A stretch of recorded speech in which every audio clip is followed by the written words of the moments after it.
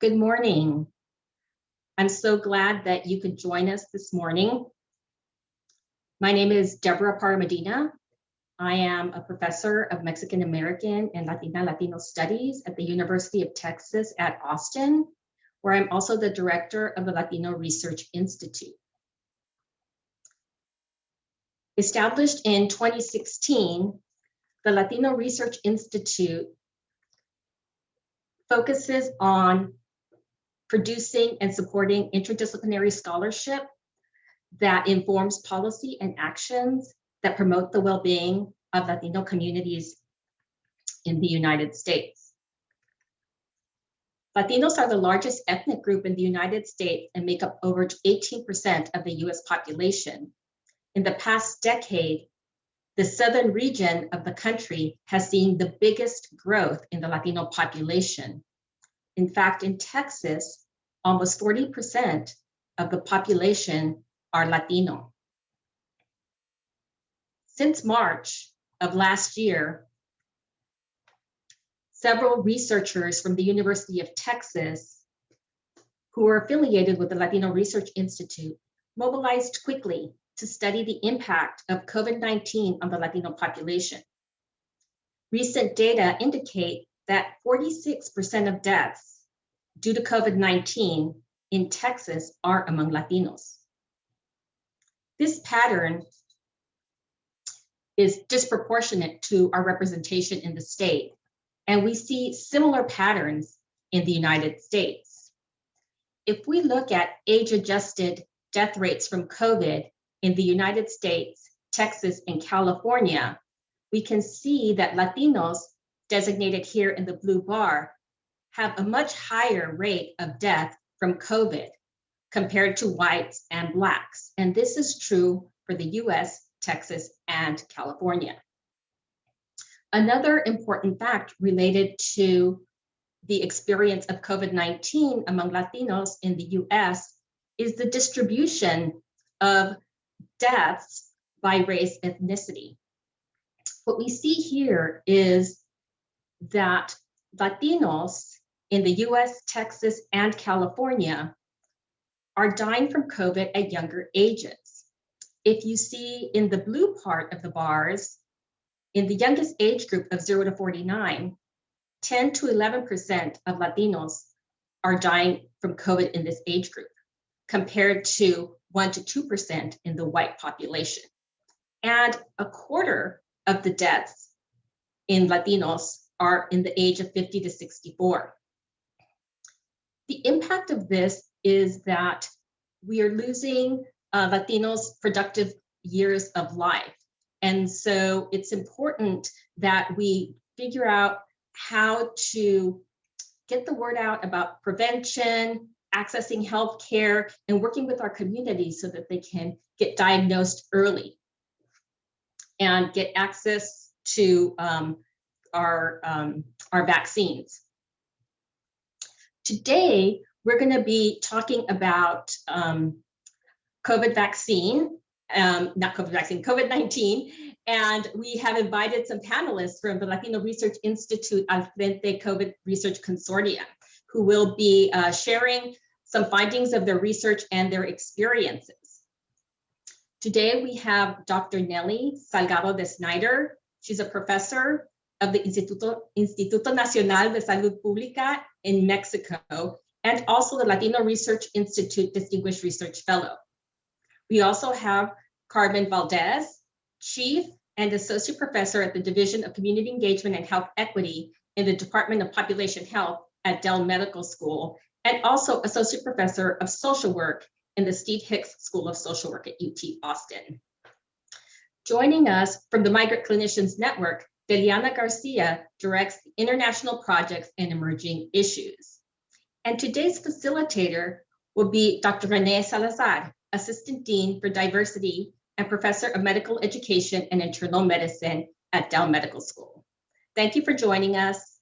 I'll turn it over to Renee. All right. Thank you, Deborah. So As Deborah mentioned, I'm Rene Salazar, and I am work over at Dell Medical School, where multiple hats, but perhaps one of the biggest hats that I wear is that of a clinician. So I'm a general internist that works here in the Austin area. I work in our UT Health Austin Primary Care Clinic, but also have a chance to teach and precept with our trainees, our internal medicine residents over at Southeast Health and Wellness Center off Montopolis here in Austin. And so as a Mexican American, as somebody who's part of this community, it's important that we have these conversations to really begin to understand the impact of COVID-19 on our communities. You know, as you heard the numbers, it's quite discouraging when we learn of the statistics, you know, the fact that Latinos are being impacted on a scale much greater than other communities. And so it's important to acknowledge that.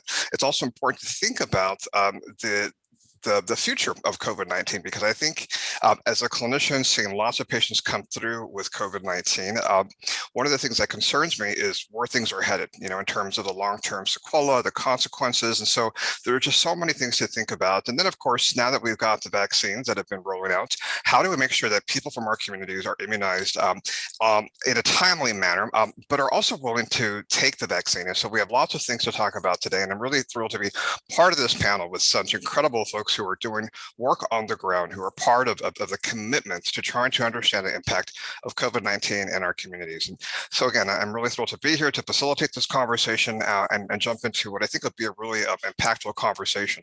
Obviously, you know, this is really just the start, in my opinion, of what we have to do. It's impossible to cover every single issue over the next 50 minutes, but I do think we can start a really robust, interesting, compelling conversation that I hope will go back to wherever you're coming from, for those folks who are in the audience, and take that to your own units, your own networks, and try to, you know, just be more mindful and aware of how we can all start to work together to address this work. So I wanted just to throw out a couple of stats and another way to think about this. And as I look at the data and as I look at the numbers, you know, when everything started back last March of last year, and the city, the state, the country, the world started to shut down, you know, it was distressing to watch how COVID-19 was impacting our communities, my community. And so as Deborah mentioned, you know, the fact that if you look at the stats across the country, Latinos have 1.3 times more cases than non-Latino whites. Hospitalizations are 3.1 times higher than non-Latino whites, and deaths are 2.3 higher than non-Latino whites. And so we have to really think about what's going on, what are the reasons we're seeing this. And we're not going to dive into those specifics too much, because I think we could spend hours and hours talking about that. But the typical things that we all are very familiar with, the fact that many Latinos are on that front line, or essential workers, don't have the option or luxury of actually taking time off or even working from home. So there's so many things to consider. And then additionally, we also have to think about what does it mean for the healthcare workforce? You know, as a provider, as somebody who's in the clinic, I was actually quite lucky that a lot of my own visits in my internal medicine practice became virtual, but I had friends, colleagues, brothers, sisters that are out there fighting this fight every day. And so the long-term consequences on the healthcare, on the mental health and well-being of the healthcare workforce is also an important topic to consider. So again, we've got lots to think about, and I do hope that everybody in the audience asks those questions, and we've got some amazing folks. And so with that, I'm going to hand it over to Dr. Carmen Valdez. Carmen, go ahead and share your thoughts.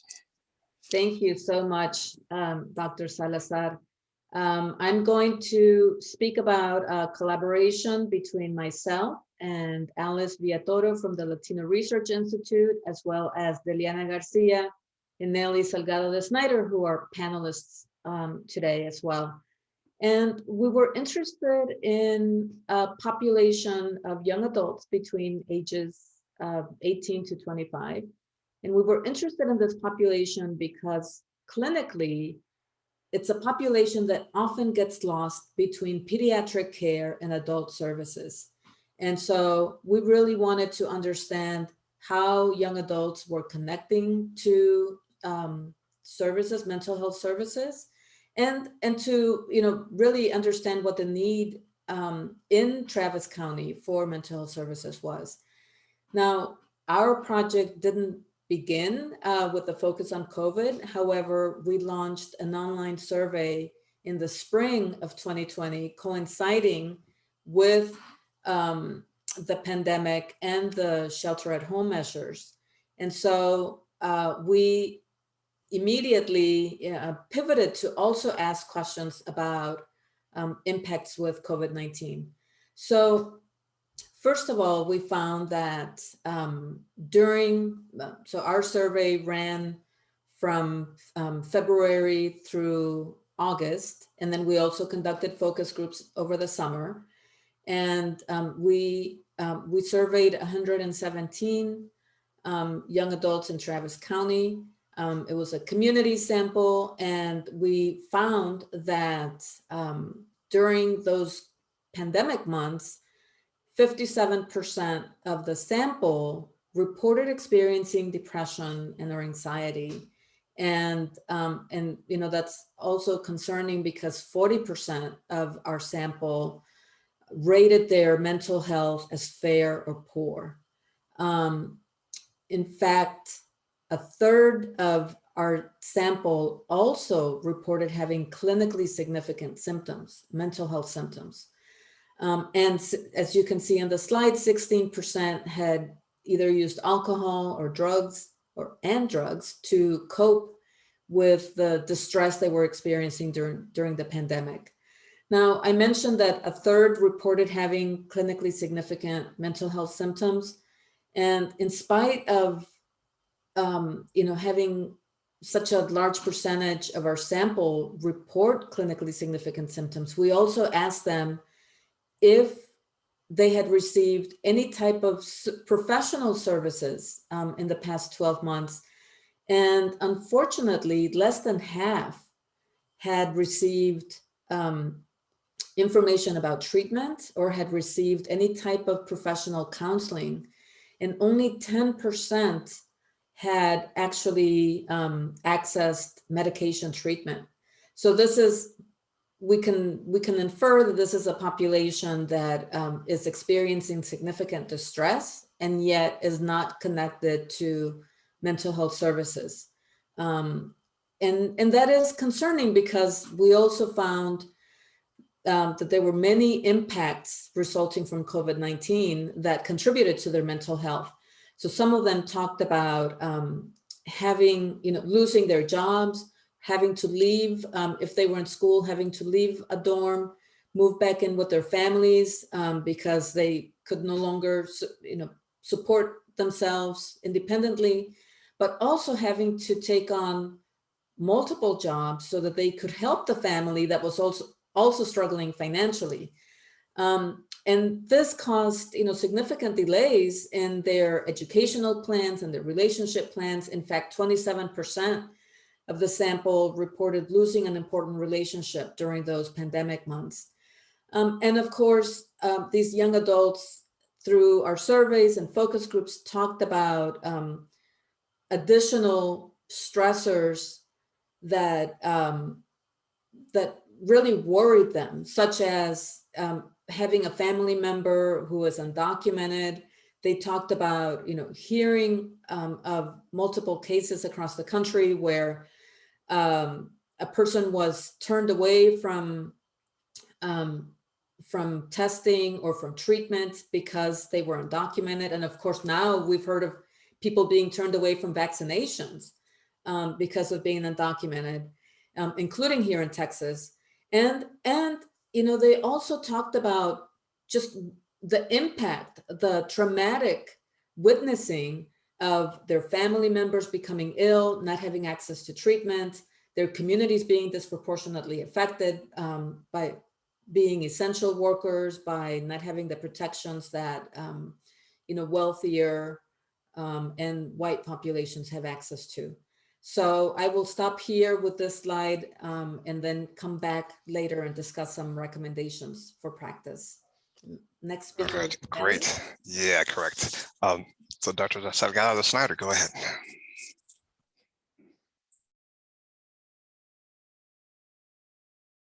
Yes, thank you. Well, I am going to talk briefly about a study we recently conducted with a team of researchers from LRI. Among others was Deborah Paramedina, Alice Villatoro, Marisol McDaniel, Deliana Garcia from NCN, who's part of this panel this morning, Sofia Osegueda, and Marichu Diaz Perez. The purpose of this study that we conducted last year was to analyze levels of stress, well-being, mental health indicators, and also some coping behaviors among healthcare workers and providers, serving immigrants, refugees, people living in poverty, homeless, and other vulnerable groups during the COVID-19 pandemic. This was a cross-sectional descriptive study that, as I mentioned before, we conducted last year between July and September with a sample of 403 clinic-based healthcare workers and providers in the United States, and we also had participants from Puerto Rico. They all responded to a multiple choice online survey that we designed specifically for this study. So I am going to share with you some of our most important findings. Well, first of all, this is very important. Providers in general reported high levels of anxiety and depressive symptomatology. For instance, more than 50% of healthcare workers and providers indicated that from several days to nearly every day, they felt nervous, anxious, or on the edge. They felt unable to stop or control worrying. They felt down, depressed, or hopeless. And also the personal situations that they identified with higher stress scores were having sleeping disturbances such as insomnia and not getting enough sleep. They also reported concern over their partner losing his or her job during the pandemic and because of the economic crisis during the pandemic. We also identified and asked about job-related stressors. And the situations they indicated that caused them higher levels of stress were the work overload and long working hours, the lack of appropriate personal protection equipment, PPE, in the clinics where they tended to people. They also reported fear of bringing the virus home and infecting their family members as another highly stressful situation. Another issue that is related to the type of work that they do is that they reported feeling unable to help and follow up on their patients' needs. Remember that the providers in our study work with socially vulnerable groups, such as homeless, immigrants, refugees, and people living in poverty. And very often they felt unable to connect their patients with needed social services, such as food banks, rent, or legal assistance. And this was probably because of lack of time and also lack of resources. So in conclusion, daily exposure to the patient's feelings of concern and suffering, in addition to their own personal circumstances and stressors, places the healthcare workers and providers in a position of vulnerability and fragility for their own mental health. And let me just mention briefly that the participants in this particular study were mostly women. And you know about the many burdens and roles of women. 86% of the participants were women, 63% were married, and 75% identified as Latinos.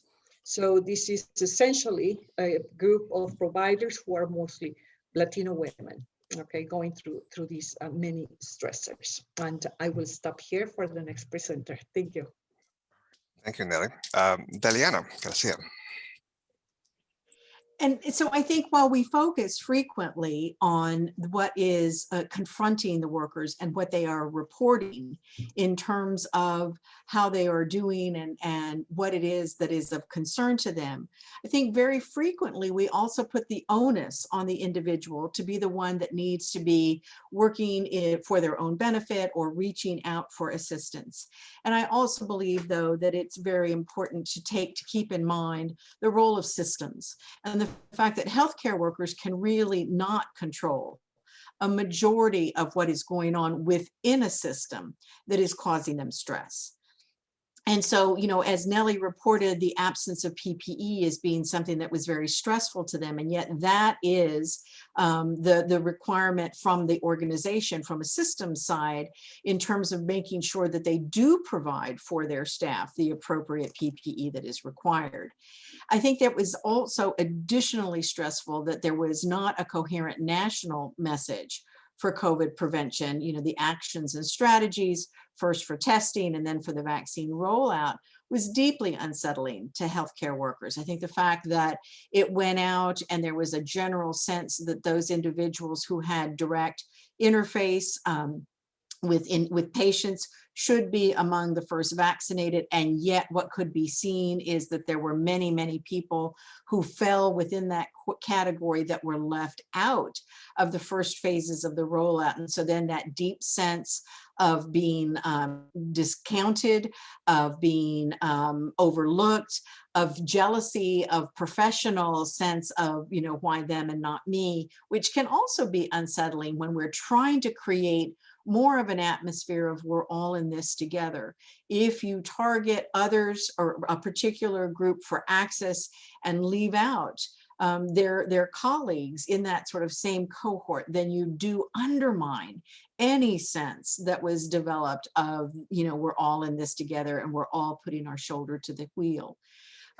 Interestingly, in the United States, it's always been the case around vaccines and about control of infectious disease, is that there is not a national strategy for how we're going to approach priority populations, but that has always been left to the states, and the state deciding when healthcare workers were going to be a priority in their state. And so we had stories of healthcare workers in one locale in one state that was just directly across the border from another state, and they could see that their colleagues in that state were receiving the care, were receiving the vaccines, were receiving personal protective equipment that they were not. And so then it does set up this whole sense of healthcare workers are a priority in some places, but not in others.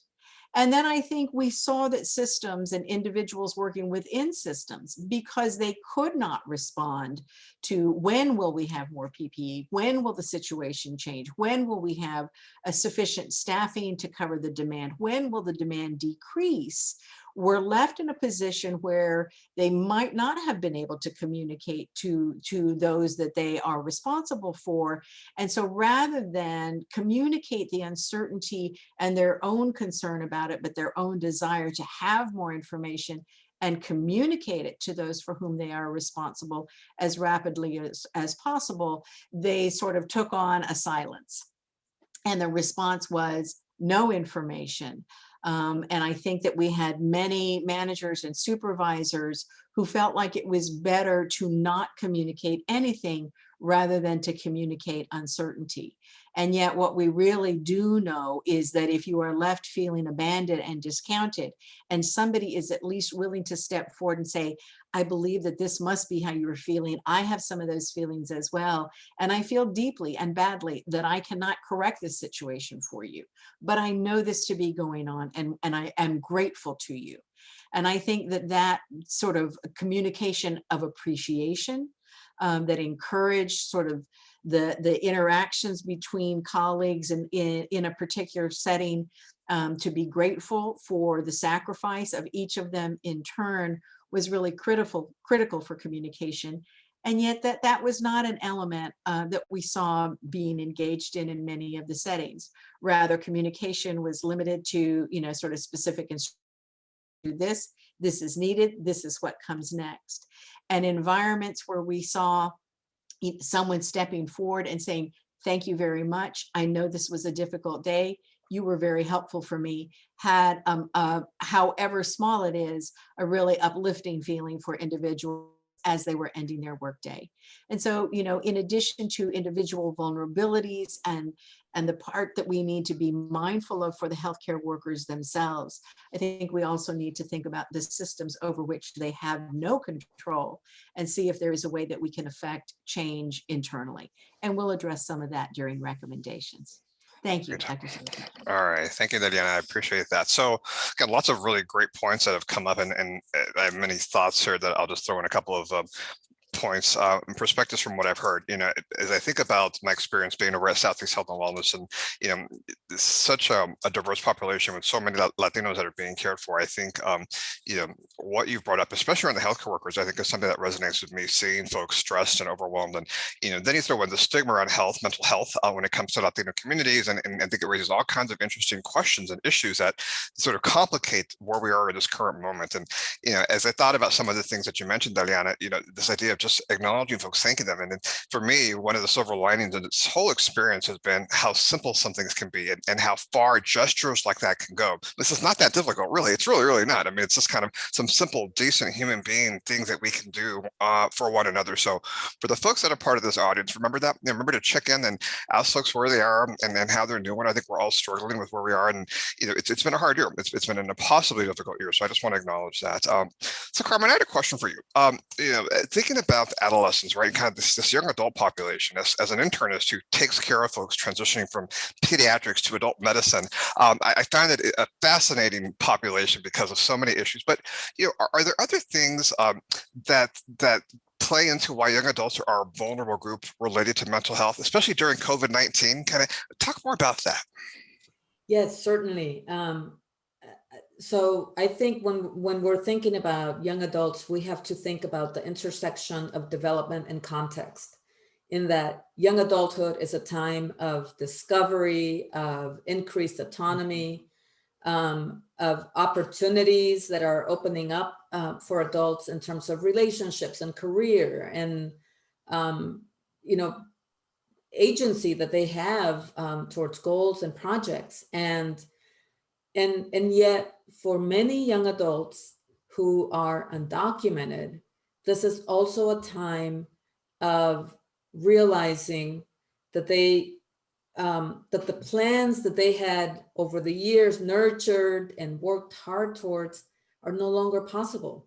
This is, for many young adults, it's the first time that they need a social security number to open a bank account, to have obtain a driver's license, apply for college, or to get a scholarship. And it's common that it is, at the age of 16, 17, 18, that they find out for the first time that they're undocumented. So this is a time of great disillusionment and disappointment, and that could spiral into mental health crises for these young adults. In addition to that, and of course, COVID came to delay those plans even more. Those plans that already seem to be delayed by, just this intersection of migration and development, COVID, really put more of a dent on. Now, another reason why I think mental health, makes this group vulnerable is because these young adults are part of families that in many cases experience significant hardship and trauma early on in life. And yet from our focus groups and our work, we saw that these young adults felt like they didn't grow up with families that talked about mental health, or that even tolerated mental health as something that needed to be pondered, talked about, discussed, supported. And in part it's because these are families that have had to work really hard, make significant sacrifices for the well-being of the family. And often the mentality is, you got to keep going. You got to keep plowing through so that you get to the goals that you've set. And remember, goals are collective goals. They're family goals. And so when a child or an adolescent begins to question, their mental health or express specific needs, and if those needs deviate from the goals of the family, then they're not supported. And so they're at a cross point right now of needing significant mental health support, not having had the language to talk about it, and not knowing where to go. Those are some of the reasons why I think they're a particularly vulnerable group. No, and what you mentioned, I mean, I think of my own experience growing up with mental health issues in my own family. I mean, how we just don't talk about it. You know, you sort of, everybody kind of brushes it under the rug, and those are things that we just don't discuss. And I think it's such an important thing to think about as we move forward, not only in the context of COVID, but in the context of mental health in general, across all communities, across all populations, that need to normalize and destigmatize, the conversations we have around this. And you also mentioned something in your comments around the number of students and folks in the transition who are having to take time off from college or school or whatever it is you're doing to help the family. And I think the fact that family is such an important part of our lived experience, right? It's also something we have to acknowledge and be aware of. We think about some of the cultural issues within our community. So I mentor lots of graduates or undergraduate students and graduate students, and so many have had to pause on their journey to becoming a healthcare provider because of this, having to take time off to go help families whose father and mother have both lost their jobs. And so again, these are such important issues that we just cannot underemphasize or overemphasize when we have this conversation. So Nelly, I have a question for you. As a healthcare provider, mental health well-being is an important one for me. And I love the fact that you had a population of about 75% Latinos. Is that correct? Or you had a large group of Latinas. So probably hard to answer these questions, but was there any difference in some of the approaches or thoughts around well-being when you compared, say, Latinos to or Latinos, Latinx folks to the other folks that are part of this survey? I'd be curious to kind of hear if there was anything that you found different. I know it's difficult because of the population size, but any thoughts or comments on that topic or question? Yes. Well, yeah, we're in the process of analyzing the data. So actually, what I'm sharing with all of you, these are just some preliminary results. And yes, we have not gotten to the part where we compare the Latinos, which in fact were, as you mentioned, 75% of the group that responded to the survey. So we still need to look into these differences, but I am sure we will find differences. Yeah. And I think, it is particularly important to attend to the needs regardless of whether they are Latinos or not. Absolutely. These people really need to be attended to their needs. They are exposed to very many stressors, their own life, but then also those of their patients. And I think we need to tend to their needs, because we really don't know how much or how long will this pandemic will take place, and how it will behave in the future. In fact, every day, as we all know, we have new knowledge about this illness and how the short-term and long-term negative consequences once you get infected is something new. So we learn every single day. And now we are learning and dealing with unexpected adverse reactions to vaccines that we were not prepared for. So, service providers, health service providers, we have to deal with that too. So, this group of professionals and healthcare workers will continue working in what I call an unknown battlefield for an uncertain period of time, responding to the needs of these vulnerable groups. And I'm going to emphasize that this group of providers work with vulnerable groups, which is not, your regular, a person that has the sociodemographic characteristics of the majority of the US. These are people who are really in underprivileged social situations. So the providers will continue being exposed to these stressors, which can have negative long-term consequences on their mental health and affecting their quality of life, and of course, affecting the lives of their family members as well. In fact, we know that long-term exposure to stressors not only affects their own well-being, but it also may affect the quality of care they provide to their clients and their decision-making skills, because exhaustion. I mean, these people are exhausted, too many hours, and not being appropriately taken care of. So it is a group at risk for developing mental health issues. No, that's such an important point. And as somebody who's worked in safety net settings, both here in Texas and Austin and in the Bay Area where I was at before coming back to Texas, it's difficult not to take home their work, and so frustrating and challenging. And on a good day outside of COVID-19, this is a group of folks who serve a population, and there's so much trauma, and there's so much vicarious trauma that they're experiencing. So how do we start to acknowledge that and wrap our heads around the trauma response and what we can do to create more support system? And so, and I know we got to switch on, but Delia, I had one more question for you. Kind of thinking about some simple approaches. You mentioned just acknowledging and recognizing folks for what they do. And we're going to get into recommendations in a second, but any other additional thoughts? I think our camera may have frozen up. Is she frozen? I think she is. All right, so we're gonna ad lib for 1 second, and we're gonna switch over into recommendations. But I do want to just mention a comment made by Nora Comstock, who's in our audience, and this is a great comment. And the point is, maybe we should define mental health in a way that is more around common behaviors that change instead of thinking of as an illness. And I completely agree, right? Kind of this embracing this as this is a health issue, right? And this idea of labeling it as an illness, again, continues to contribute to that stigmatization of mental health in America across all communities. But again, thinking about our Latino, Latinx communities, it's such an issue and such a challenge. So that's a great point, Nora. And I think as an educator, one of the things that we're trying to do with our medical students at Dell Med and at the social work school and at nursing and pharmacy is really kind of rethinking this, right, and reframing the conversation. So, so we're going to shift gears and talk about some recommendations, and then we'll have some more time for Q&A. So send those questions in, folks. All right, we've got a few more minutes, but Carmen, I'm going to start with you. So let's hear about some of the recommendations. I know we've got some thoughts here, so I'll hand it off and give it back to you, Carmen. Thanks. Great, thank you. Well, as we discussed, we really need to think about and mental health not only as these common behaviors, related to sleep, related to sense of worth, and we need to think about these not only as being developmentally grounded, but also the types of services that are necessary from a developmental perspective. And so many of our participants talked about wanting more spaces where they could be around peers, other young adults who have similar experiences, because again, they grew up not having opportunities for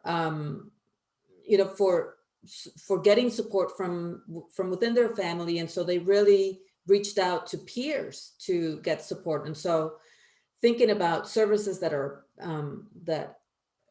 group and peer focused would be really important for this population. Many of these young adults talked about some experiences of therapy or treatment that were not culturally appropriate, that were not considerate of the context that their families were from or their specific development. So we really need therapy and treatment services that are culturally grounded, that fully understand, the immigration context of many families, the developmental tasks that these young adults face. And because, many families have experienced some really difficult life events, young adults also really talked about the need for trauma-informed care. And not only, informed care related to previous traumas, but how COVID-19 is igniting, is not only traumatizing many communities, but also igniting previous traumas that they've experienced. And they also talked about the need for family members to be part of their own healing journey, because the family is so important in their lives, and they experience such cultural sense of obligation to the family. It's important that trauma-informed services that are developmentally appropriate also include family members. And of course, I really appreciated Deliana's presentation talking about larger systems. We need more services that are affordable, that are available not only in clinic settings, but also in non-traditional settings. In fact, we're working right now with this team on a project at the Ventanilla de Salud at the Mexican consulate to see if that's a place that would seem less stigmatizing, where people could, that is convenient already to where they are. All right. I have so many thoughts, but I'll stop talking. Nelly, what are your thoughts and recommendations?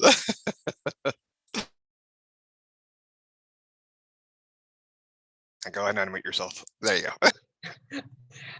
So based on our own findings and what we have in the literature, we can make some very important recommendations. First, the first one and most important is, of course, to strengthen mental health and well-being of healthcare workers and providers through their involvement in healthy and self-care activities for themselves and their families. It is recommended that clinics, hospital, or whatever employment sites they work and professional associations also offer confidential mental health crisis intervention for their health workers and their family members. And using person-to-person approaches or digital online platforms that now, that's what everybody used to provide psychotherapy, counseling, or just emotional support, just someone to talk to. We also recommend to sponsor free online short workshops for healthcare providers to strengthen their mental health and particularly to learn healthy coping mechanisms, because we know some of the coping behaviors that they reported in our survey was the use, for instance, of alcohol, an increase of the use of alcohol and, marijuana and tobacco. So learning new healthy coping mechanisms will help. Promote engagement in online self-care proactive behaviors to improve their well-being, such as mindfulness, meditation, yoga, and exercise on a regular basis. As we all know, many of these are already available, but perhaps not in the best schedule. Sometimes they have these classes, while people are working, so it is impossible to join in. So, some changes need to be made there. It is also recommended the periodical use of especially designed brief mental health screeners at the place of work to identify job-related or personal stressors and follow up on the resolutions. The creation of self-support groups experience similar situations is also important, and of course, encourage the involvement in holistic well-being activities for body, mind, and spirits that involve not only the individual provider, but also their family. So these are some of the recommendations. No, that's terrific. Again, many important suggestions, recommendations, and either for me, I've been very clear about my own mental health, even with my learners. And I think one of the things that we can do in terms of just role modeling and normalizing this, right? So folks who are on the panel may know I'm on a self-care sabbatical that I've done for the last 4 weeks. And it was so difficult to say I'm going to take a few weeks off, but the fact that I'm doing it, and that actually, well, number one, I can actually do that. I mean, a lot of folks don't have that option, but it's just a reminder of how hard it is for us to say, I need to pause, I need to catch my breath. And but the more that we can just share that, the more we can normalize it, the better. So anyway, thank you for that, Nelly. Deliana, any additional thoughts or recommendations for us?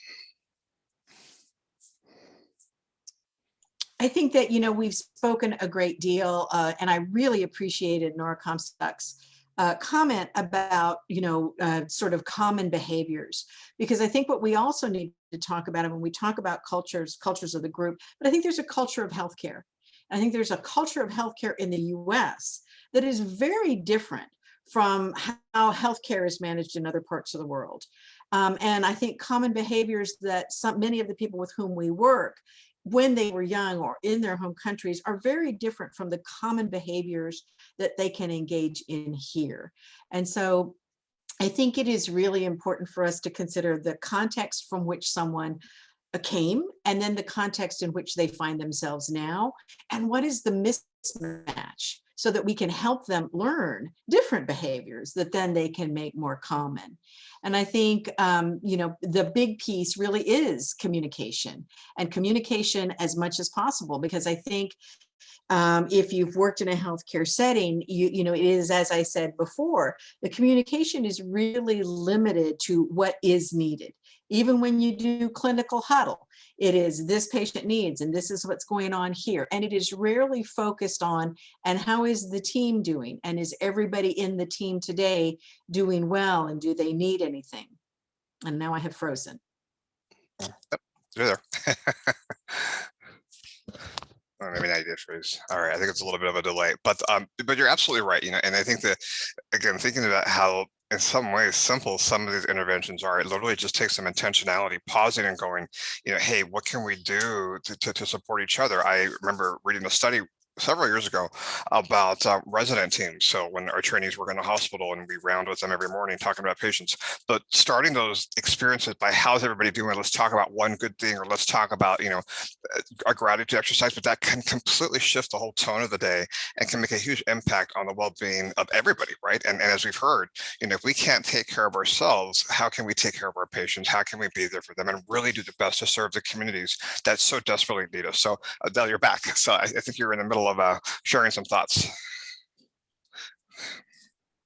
Boy, I'm so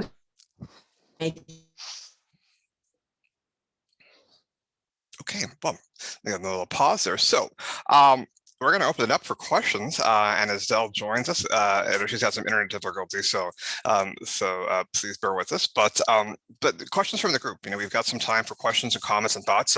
Again, we've got an incredible group of folks that have done such important work, and I've got all kinds of questions, but I'm going to stop talking and let you guys ask the questions, and we'll go from there. So please ask away. There's a Q&A chat box that our moderators are following. So.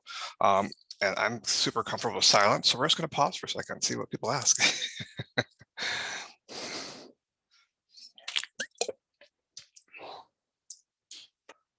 All right, so I guess I'm not that comfortable. I'll ask a question. So, and this is really for anybody. And again, I think so one of the issues I have is, as we think about mental health and well-being, is really this idea of how do we deliver culturally sensitive care, right? And how do we think about the other issues that folks are struggling with. So I've shared with you my own time off, and admitting that I wanted some space to just breathe. But then there's so many other competing responsibilities that make it difficult. So any thoughts around how we can structure interventions or strategies to really address the uniqueness of who we are, right? Because it's a little bit different, and I think part of what we struggle with is I got to get out there, I got to do everything because our community needs it. I'm the only one there, and so the healthcare workforce is not that diverse. So I'd love to hear your thoughts from any of the panelists around that particular issue. How do we address that part of the issue? Well, I think you raise a really good point that often we don't have the privilege, or we don't have the opportunity to take time off to engage in therapy for whatever reasons, or to seek treatment. But one of the things that I really appreciate about mental health self-care is that we often think about big things like treatment, or like being on medication, and often we forget about all of the different things and small actions we can take in our own environment that can help us feel grounded.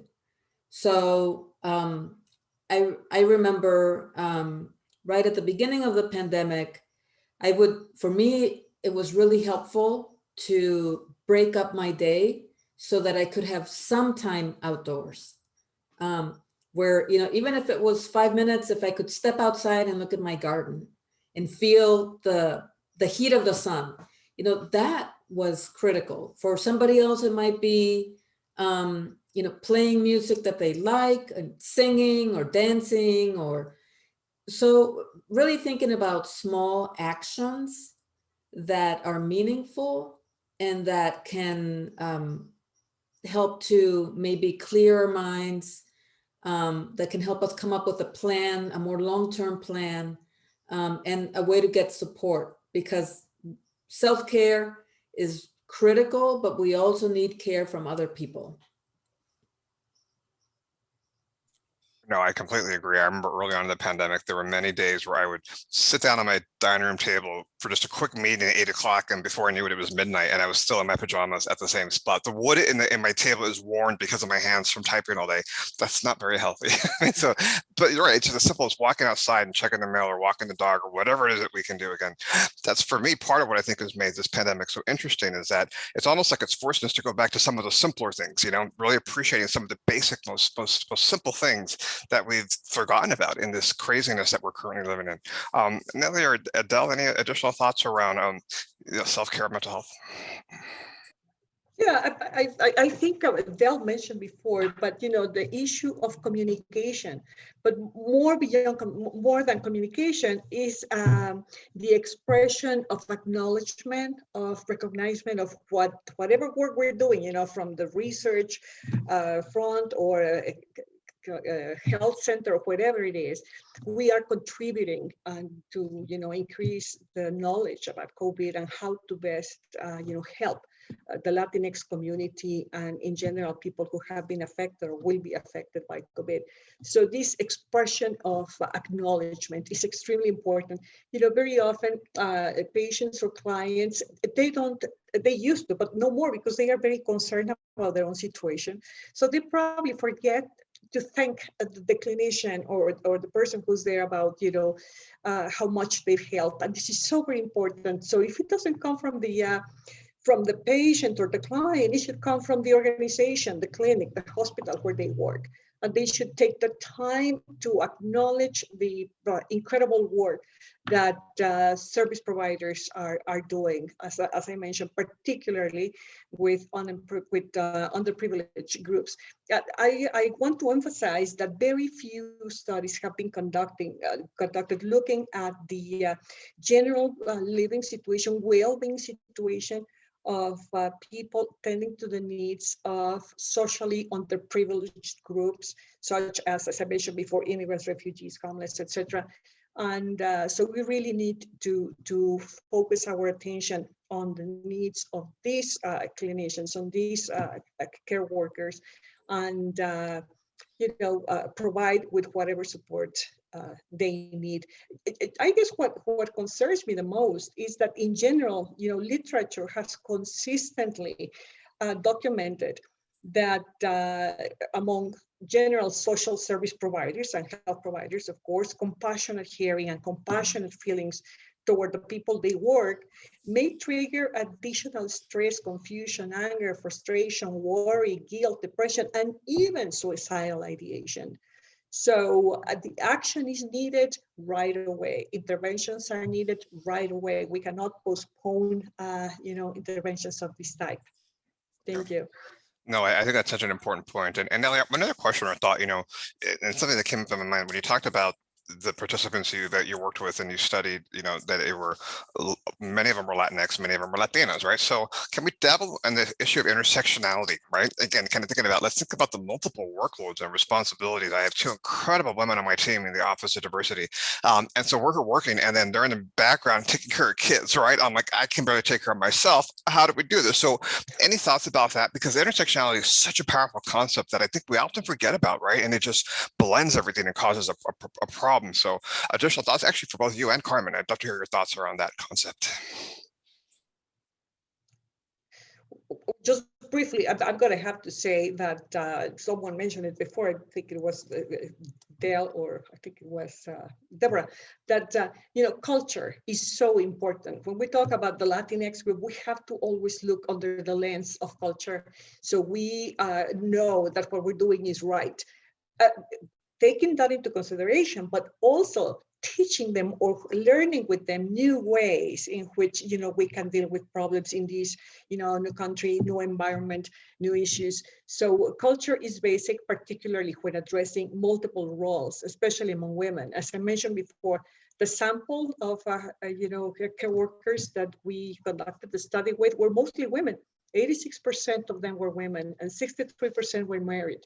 So here you go, all the different responsibilities and multiple roles that as women, married women with children, most of them had children, and being Latinos. And on top of that, healthcare workers or providers, that is just adding to the multiple roles that these groups have. And so it makes the things, it's very complex. So as you know, complex problems require complex solutions. So we're working to that.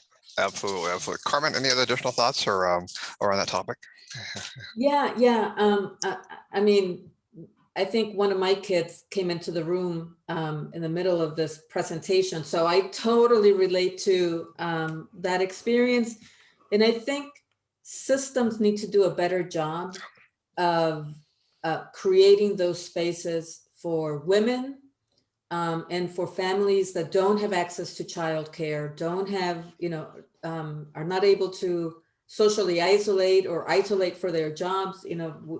I'm lucky that I have an office in my house, but it's a really compounding and I think a cumulative stress that women in particular face during this time.